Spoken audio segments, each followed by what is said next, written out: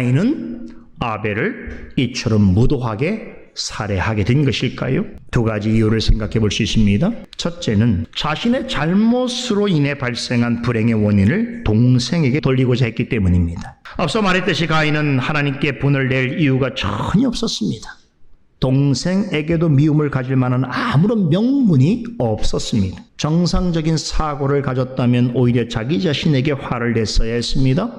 더구나 하나님께서 문제 해결의 길을 가르쳐 주셨습니다. 자신의 잘못을 반성하고 다시 하나님이 원하시는 제사를 드리면 될 일이었습니다. 그러나 가인은 하나님의 복음을 전해 들었음에도 불구하고 아무도 생각지 못할 끔찍한 일을 꾸밉니다. 차라리 동생을 없애는 편이 낫겠다고 생각하고는 그를 들로 불러내어 살해했습니다. 왜 그랬을까요? 아벨이 없다면 하나님 앞에서 비교될 일도 없고 하나님으로부터 야단 맞을 일도 없을 것이라고 생각한 것입니다. 또한 이것은 하나님에게서도 선택권을 제거하는 일이었습니다. 하나님에게 이거냐 저거냐 선택할 수 있는 조건을 아예 없애버리면 결국 하나님은 자신의 제사만 받을 수밖에 없다라고 하는 생각을 하게 된 것입니다. 가인은 어느 순간에는 하나님도 자기의 마음대로 생각하고 판단하는 정말 아주 괴상한 논리를 만들어냈습니다. 여러분, 가인이 이런 일이 있기 아주 오래전부터 아벨을 죽이려고 주도 면밀하게 계획했던 것은 아닐 것입니다. 그는 부모에게서 사랑과 관심을 많이 받고 자란 사람입니다. 특히 지난번 말씀을 통해서도 확인했습니다만 어머니 하와로부터는 과할 만큼의 애정을 받으며 자랐습니다. 그리고 장성에서는 아버지의 일을 이어받아 농사를 지었습니다. 그리고 그 사이에 아내를 만나 가정을 꾸리기도 했습니다. 보기에는 성실한 농부이요 건실한 가장이었습니다. 그죠? 우리가 주변에서 만날 수 있는 보통의 사람이었다는 거예요.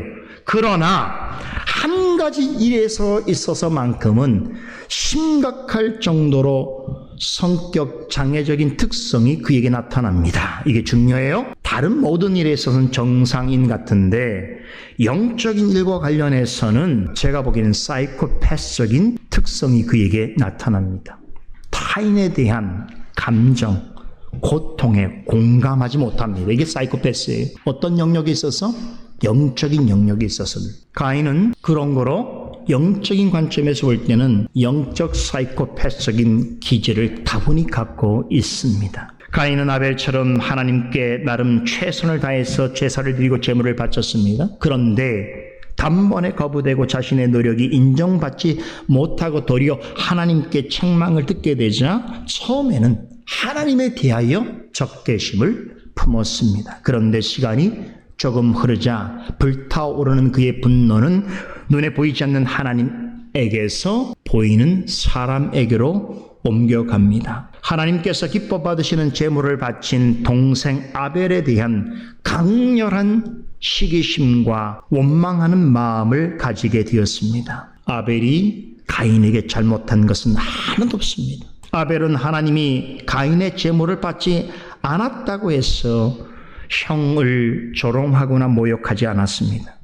제사를 마친 후에 우리들로 나가자라고 하는 가인의 제안을 순순히 받아들인 것을 볼 때에 아벨은 가인을 형으로서, 형제로서 사랑하고 존중하는 마음이 있었습니다. 하지만 가인은 그런 동생을 이 세상에 없었으면 하는 원수요, 경쟁자로 여겼습니다. 예수님께서 산상수훈 말씀에서 형제에게 크게 노하고 욕하고 시기하는 사람은 이미 마음으로 살인하지 말라라고 하는 계명을 어긴 것이라고 말씀하셨습니다. 예수님의 이런 가르침에 따르면 가인은 동생을 실제로 살해하기 전에 마음으로 여러 차례 죽였습니다. 같은 패턴이죠.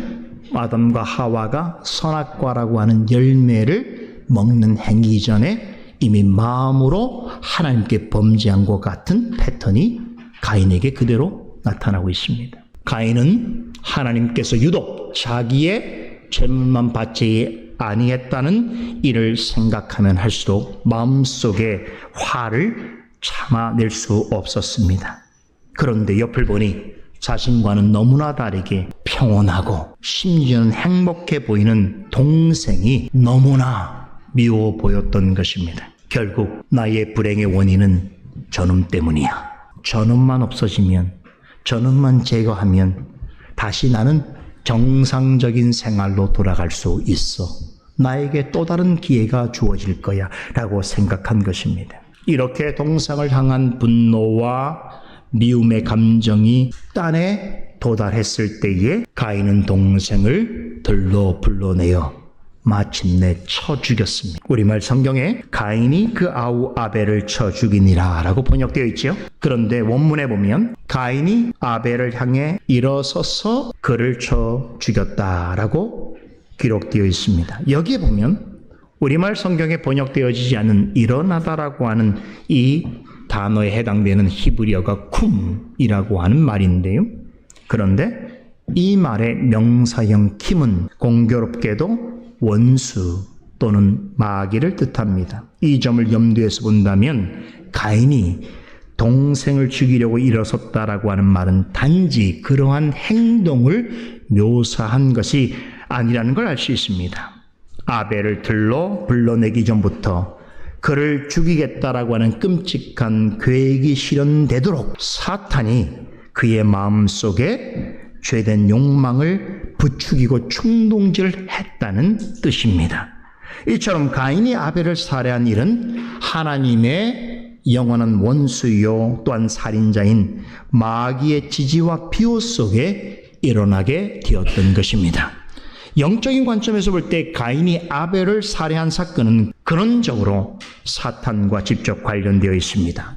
여기에 가인이 아벨을 죽일 수밖에 없었던 두 번째 중요한 이유가 숨어 있습니다. 둘째로 결과적으로 가인이 아벨을 죽인 것은 사탄의 뜻을 따라 여자의 후손이 이 세상에 오는 것을 막으려는 하나님의 구원 사역에 대한 무시무시한 방해 공작이었던 것입니다. 가인이 이 부분까지 얼마나 자세하게 생각했는지는 알 수 없습니다. 하지만 가인이 아벨을 살해한 사건의 배후에 사탄이 개입되었다는 것은 부정하기 어려운 사실입니다.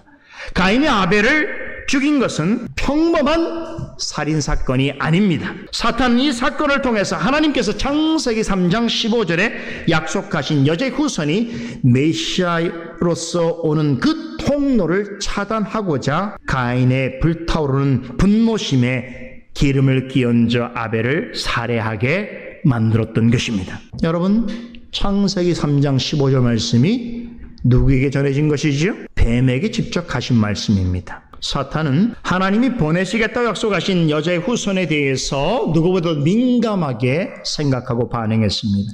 그 약속이 아벨을 통하여 이루어질 것이라면 가인의 손으로 아벨을 제거함으로써 하나님의 언약의 성취를 막고자 했던 것입니다. 사탄은 이 땅에 인간의 삶이 시작할 때부터 메시아가 오는 길을 방해하고 막으려고 몸부림쳤습니다. 사탄의 입장에서 애초부터 하나님의 구원 계획을 무력화시키기 위해서 강력하게 저항한 시도가 바로 가인이 동생 아벨을 살해한 사건을 통해서 드러나게 되었던 것입니다. 이후에도 사탄은 계속해서 자신의 편에 서 있는 자들을 활용하여 메시아가 오시는 길을 방해하고 하나님의 구원 계획이 좌초되도록 노력했습니다.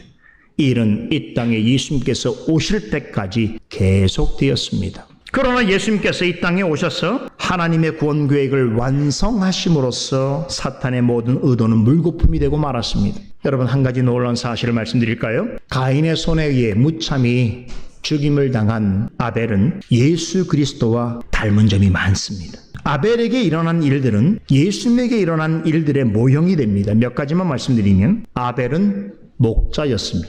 그는 까닭없이 자신의 형제로부터 미움과 박해를 받았으며 형제에 의해서 죽음을 당했습니다. 아벨은 자연적인 죽음으로 죽지 않고 하나님의 주권과 섭리에 의해 특별한 방식으로 죽음을 맞았습니다. 아벨이 드린 제물은 양의 첫 새끼, 즉 어린 양이었습니다. 그리고 믿음으로 제물을 드림으로 하나님께 의로운 자라 하시는 증거를 얻었습니다. 하나님께서는 아벨과 그의 제물을 기뻐 받으셨습니다. 그로써 그의 죽음은 존귀하게 되었고 하나님을 영화롭게 했습니다. 놀랍게도 지금 말씀드린 몇 가지 사실만 가지고도 아벨은 그리스도와 매우 닮은 점이 많다는 것을 아실 것입니다. 아벨의 삶은 또 다른 관점에서 중요하게 여겨볼 것이 있습니다. 그는 모든 믿는 자들의 첫 번째 열매가 되는 성도이기도 했습니다. 그는 최초로 무덤에 들어간 자요, 인류 역사상 처음으로 천국에 들어간 사람이기도 합니다. 그런데 그의 삶은 결코 평탄치 않았습니다. 더군다나 그는 을을 위하여 핍박을 받아 죽은 첫 번째 순교자였습니다. 그는 하나님의 약속의 말씀을 따라 믿음으로 사는 일로 인해서 모진 핍박을 받았고 결국 죽음을 당했습니다. 그러나 아벨을 죽인 가인은 어떠했습니까? 아벨보다 훨씬 오래 살았습니다. 많은 자손을 두었습니다.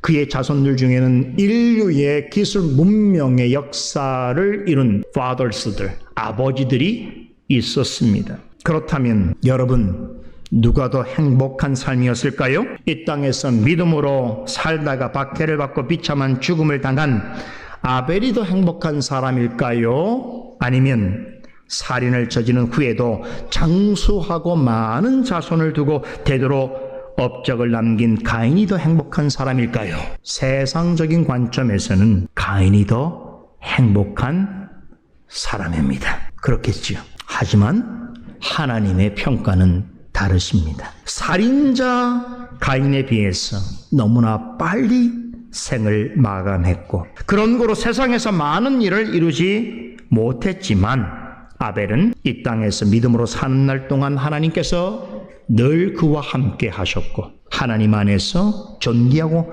영광스러운 죽음을 맞았습니다. 그는 비록 이 땅에 잠시 왔다 가는 나그네 인생이었지만 믿음으로 살고 믿음 가운데 죽었습니다. 그랬기에 하나님 앞에서 의로운 자라 하는 증거를 얻었을 뿐만 아니라 죽음 후에는 하나님의 약속대로 영원한 생명을 누리는 자로서 이 세상에서 믿음으로 살다가 죽은 모든 자들의 첫 열매가 되었습니다. 아벨은 이 땅에서 하나님이 기뻐하시는 선한 일을 행하며 살아가는 모든 자에게 생명의 면류관이 주어질 것이라는 것을 실제적으로 보여준 첫 사례입니다. 영광스러운 삶을 살았습니다. 그의 생애는 존귀하였습니다. 아벨의 삶은 예수님께서 마태복음 5장 10절로 12절에 하신 말씀 그대로 증거되어집니다. 을과의 핍박을 받은 자는 복이 있나니 천국이 저희 것임이라. 나를 인하여 너희를 욕하고 핍박하고 거짓으로 너희를 거스려 모든 악한 말을 할 때에는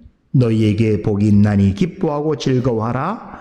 하늘에서 너희의 상이 큼이라. 이 말씀의 축복이 이 땅에서 하나님 앞에서 진실되고 정직하고 충성되게 살아가는 모든 사람에게 실현될 것을 보여주는 최초의 구체적인 사례였던 것입니다.